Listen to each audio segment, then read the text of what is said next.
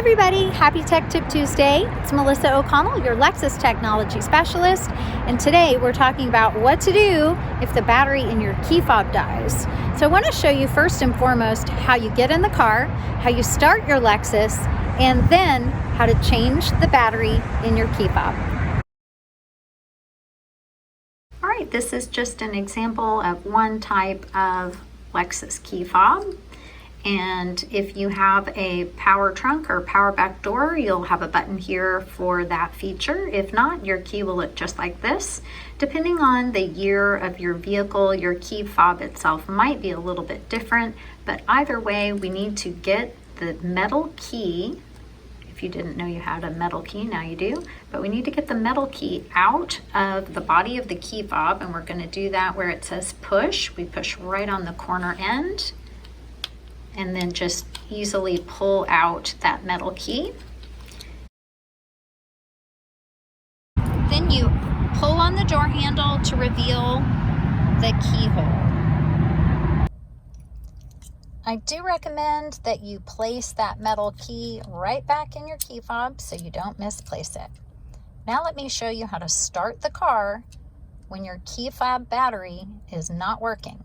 Keep in mind that we are talking about needing to replace the battery in your key fob, not in your Lexus. If your Lexus battery is not working, make sure to call your Lexus dealership and arrange for a tow truck. If the battery in your key fob is not working, however, you can still get in, as we've seen, and you can start the car. Here's how it works. So go ahead and place your foot on the brake and apply the brake. Touch the key fob or hold it right in front of the push button. I haven't even pushed the button yet. Go ahead and push like normal, and your vehicle will be on. If you're wondering how the heck it works without a battery, let me explain. So we take the battery out of the smart key, and what you have is the computer component, and that's what's actually starting the car. Now, ordinarily, I would tell you to put your key fob back together so you don't lose any pieces, but I want to make sure that you know how this works. So I'm going to take the back of the key fob and just set it aside. Going to put my foot on the brake, hold the key fob right in front of the push button.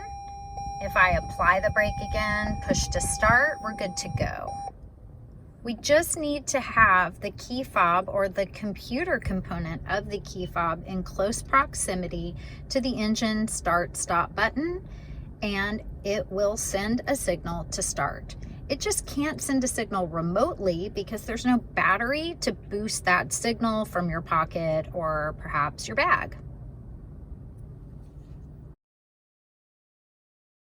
You can use the metal key to open the body of the key fob or use a small flathead screwdriver. That's the opening that we're going to use.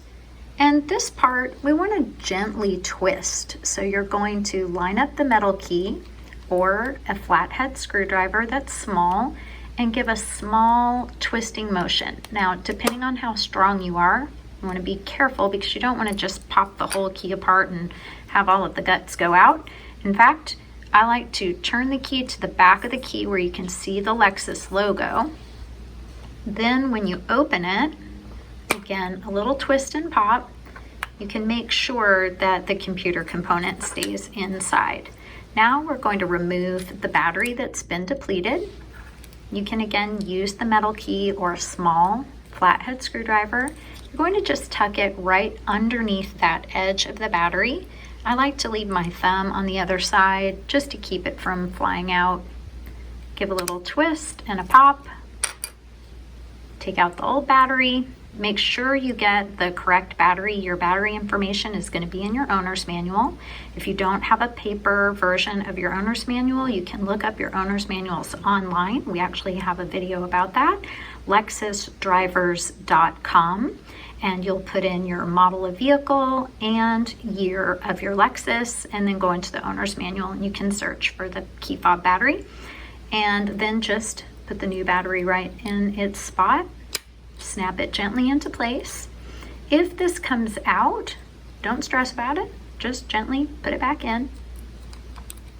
You want to make sure it lines up correctly, and then we're going to replace the housing for the key. Just snap it on, nice and snug. Then we'll put our metal key back in, and we're good to go. Another key style that we have, just want to make sure that you know how to remove the mechanical key. Again, it does say push right at the end. You do want to push by the letter P as opposed to on top of the word, and then just give a tug to pull out the mechanical key. You'll open it in the same way, just to separate the body. Give a twist. Just go gently, and then you can do the rest by hand. Let's take a closer look at how to remove the battery. So notice that you have two larger tabs and two smaller tabs holding the battery in place. You want to use either your metal key or a small flathead screwdriver, and you're going to be prying up the battery from the side that has the two smaller tabs. If you take a close look, you can see the lip or the edge of the battery. And again, I like to put my thumb right on the battery just to hold it in place so it doesn't go flying across the room. You'll notice I did just gently pry that up, and then you can pull it out with your fingers. Nice and simple. And then to replace the battery, slide it right under the two large tabs, and then just snap it into place. Then you can go ahead and reassemble your key fob body. Tuck it all in, snap it into place, make sure it's all together, and then you can return your key, the metal key, to the body of your smart key. Thank you all so much for watching. We'll see you next time. I'm Melissa O'Connell, your Lexus Technology Specialist with Tech Tip Tuesday.